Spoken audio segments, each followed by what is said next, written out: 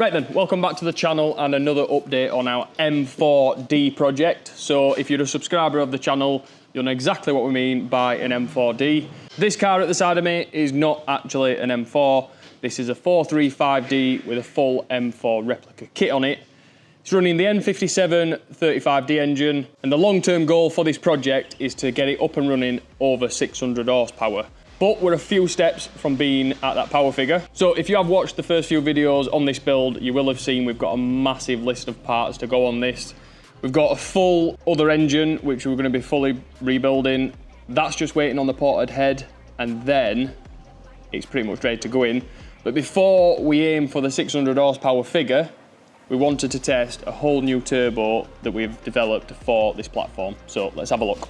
So this is going to be what we're going to consider as our new stage 1 turbo. So previously we only ever listed one turbo upgrade for the 35D engines, which is good for about 475 horsepower so far on other customer builds that we've done. But we know for a lot of people that's probably a little bit too far. Not everybody wants to go to the extent of upgrading the fuel system, which is why we've come up with this new stage 1 turbo upgrade. So this has bigger wheels than the standard one. So we are hoping this is going to see about 430 horsepower when tuned on the complete stock fuel system. So that's the most important part for this build at the minute with this turbo. We don't want to be touching the fuel system. For a lot of people, if the standard turbo's failed, it's due a rebuild, it's not performing as it should, then this is going to be a good option as a replacement to see a little bit more power, but it's not anywhere near the budget that you're going to need for the previous turbo upgrade that we listed for these engines. As I mentioned at the beginning of this video, we are hoping to see 600 horsepower out of this N57 engine. So not only are we offering this, the new stage 1, the previous one before, which was probably going to be stage 2, we're also going to be offering a stage 3 turbo, which is even bigger still. And as we said, we're hoping to see 600 horsepower from that setup. So although this is an update on the M4D, maybe not the update you were hoping for if you have subscribed to this build for the 600 horsepower, but for a lot of you that are not interested in the 600 horsepower build, this turbo is probably more achievable and a lot more relatable. So let's get it fitted, we'll get it on the dyno, see what power we can see, and then we'll try and get it out to do some draggy runs and some performance figures.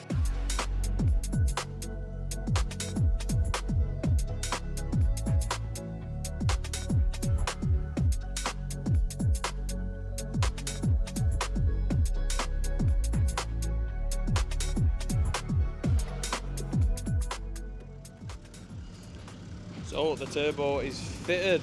Do a final check, make sure everything's alright. Not too bad a job done. Not too bad. Not really bad.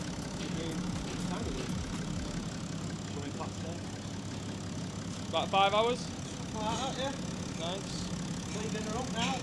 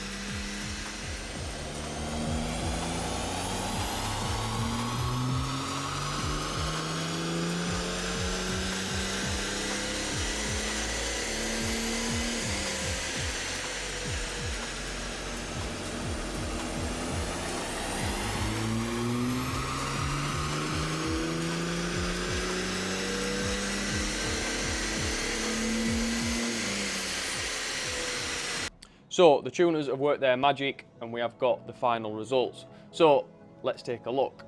We'll start with the green graph. So that is with the standard turbo on there with our intercooler and exhaust. Other than that, everything else is completely stock. So 396 and 660 pounds-foot of torque.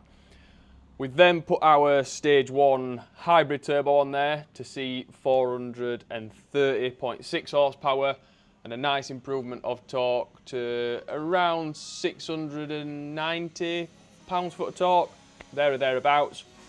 And then, as you've just seen from the video clips, we've then swapped out the standard airbox for our 3.5-inch intake system, and that saw an extra 10 horsepower. So as you can see from the difference between the blue graph and the red graph, we've gained a little bit of power at the bottom end, kind of evens itself out mid-range, and then we've got a little bit more power at the top end all the way to the rev range. So nice improvements, 1 from the turbo and 2 from the intake. But as always, the graph really doesn't mean anything, it's how it drives on the road, so let's get out and find out. Right, we are just out in the 435D, 440 horsepower, 700 pounds-feet of torque. This is not the most powerful BMW 35D engine that I've driven. Did that one a few weeks back.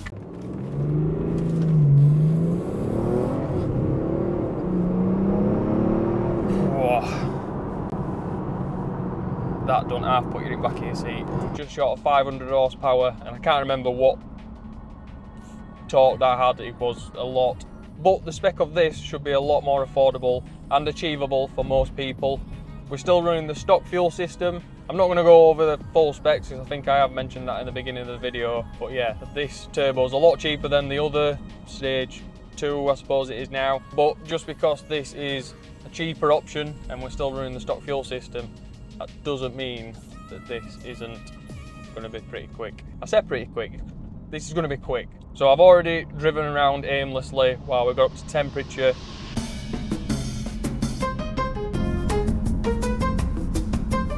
We are now up to temperature, which means we can see what this is actually like.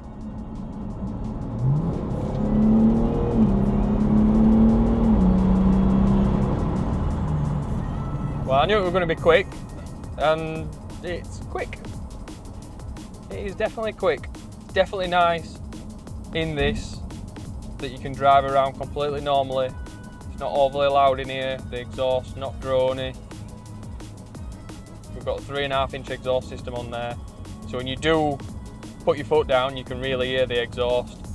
You can constantly hear the intake, the 3.5-inch intake and the big comb filter on there. Constantly hear it just sucking in air, constantly wanting more. Just wants to spool and go.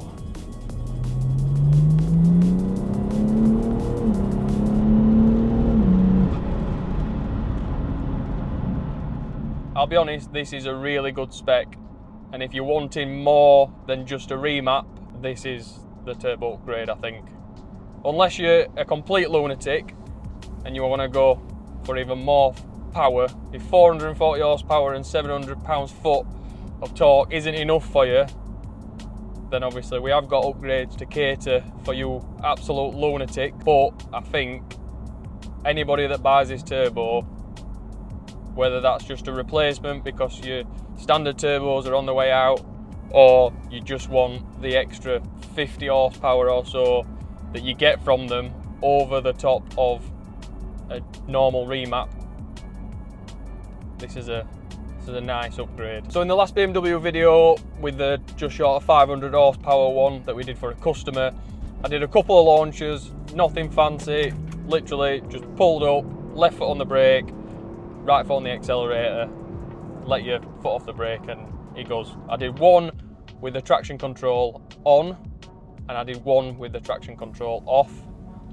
I wasn't trying to break any records. There was a few people in the comments saying for 500 horsepower it's not that quick, 0 to 60. And to be honest, it did 3.6 seconds. We're well aware that the 500 horsepower should be capable of more, and it is capable of more.